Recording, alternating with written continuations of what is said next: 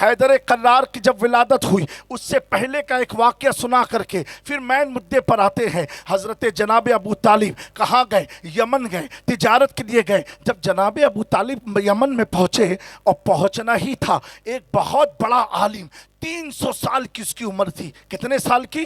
300 سال کی. اور یہودی نصرانیوں کی کتابوں کا حافظ تھا، عالم تھا. جب اس نے جناب ابو طالب کو دیکھا، اچھا اس کی حالت کیسی تھی؟ مورخین لکھتے ہیں 300 سال کا جو بوڑھا ہو تو اس کی جو چمڑی تھی، یہ جو چمڑی تھی پوری آنکھوں کے اوپر تھی اور پوری آنکھ کو ڈھک لی تھی.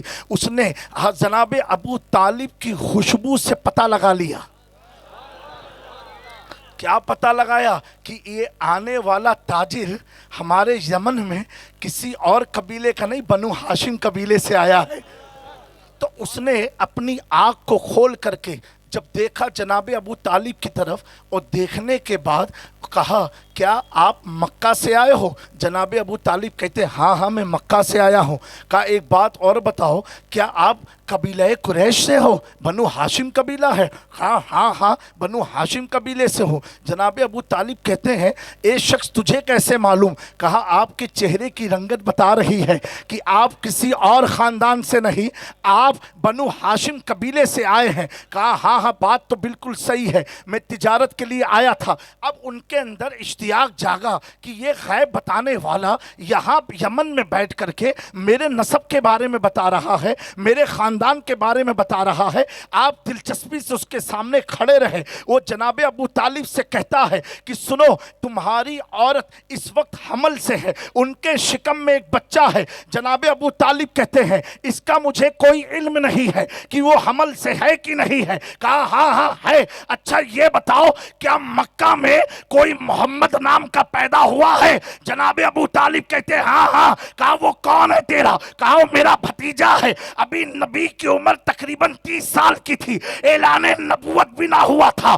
وہ یمن کا نصرانی جو 300 سال پرانا تھا، اس نے کہا محمد ابن عبداللہ یہ آخری نبی ہے. کہا تمہیں کیسے معلوم؟ کہا اس لیے ہماری کتابوں میں لکھا ہوا ہے کہ وہ مکہ میں پیدا ہوں گے، وہ ایسے ہوں گے. حضور کے حسن کے بارے میں بتایا. جناب ابو طالب حیرت سے کھڑے ہو گئے اور کہا سنو. آپ پوچھا اور کیا کچھ بتانا چاہتے ہو؟ کہا دیکھو اتنی بات کہنا چاہتا ہوں، جب مکہ تم چلے جانا تو احمد مختار نبی محترم صلی اللہ علیہ وآلہ وسلم کو میرا سلام کہنا اور میرا نام بتانا اور کہنا کہ میں ان پر ایمان لاتا ہوں، ان کی نبوت کا اقرار کرتا ہوں اور ان کی وحدانیت کا، جو خدا کی وحدانیت کا وہ کلمہ لائے ہیں، اس کا بھی اقرار کرتا ہوں. ذرا یہ میرا پیغام اس محمد صلی اللہ علیہ وسلم تک پہنچا دینا تاکہ دنیا سے جاتے جاتے میں ایمان کی حالت میں جاؤں. جناب ابو طالب کا گھومنا تھا.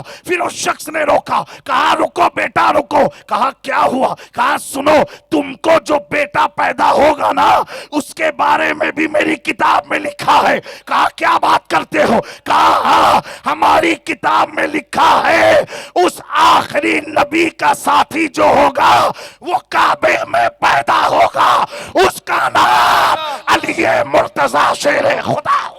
من کنتو مولا، ہاتھوں کو اٹھا کر من کنتو مولا، من کنتو مولا. آقا نے بولا ہے جس کا مولا میں اس کا مولا. دم مست قلندر ہر دل کے اندر نعرہ حیدری. میرے پیارو اندازہ لگاؤ، ابھی علی پیدا بھی نہ ہوئے تھے. ان نصرانیوں کے مولویوں نے اپنی کتاب میں دیکھا تھا علی نام کا ایک شخص پیدا ہوگا جو آخری نبی کا ساتھی ہوگا. اللہ اکبر.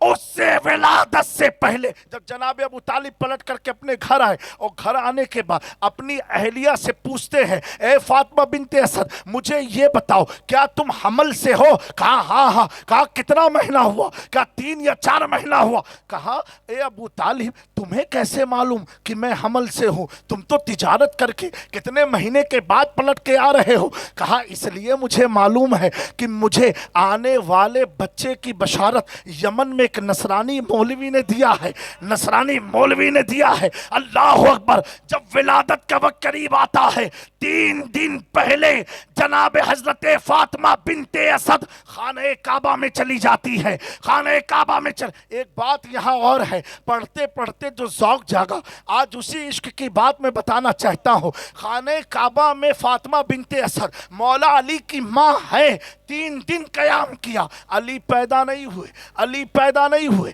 अली पैदा नहीं हुए। जैसे बाहर निकली तवाफ करने के लिए, तवाफ के दरमियान अल्लाह ने दीवारे काबा को हुक्म दिया, वो दीवार फट गई और फातिमा बिनते असद दाखिल हो गई।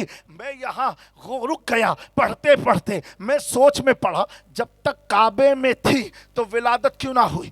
जब तवाफ में निकली दीवार फटी अंदर गई तब विलादत हुई। तो मेरे इश्क ने जवाब दिया, रईस मिल्लत की दुआओं से आप तक पहुंचाता हूं, अगर काबे के अंदर रहती 3 दिन में बच्चा पैदा हो जाता तो आज कोई बदबख्त कह सकता था वो काबे की मालिक थी, इसीलिए बच्चा वहां जन्म हुआ।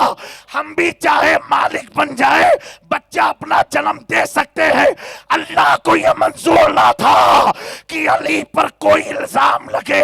ए फातिमा बिनते असद निकल काबे के अंदर से, तू तवाफ कर, आने वाले बेटे के लिए अल्लाह काबे की दीवार को फाड़ करके कयामत तक के मुसलमानों को बताएगा अली वो है कि जिसकी माँ को दरवाजे की जरूरत नहीं काबे में दाखिल होने के लिए।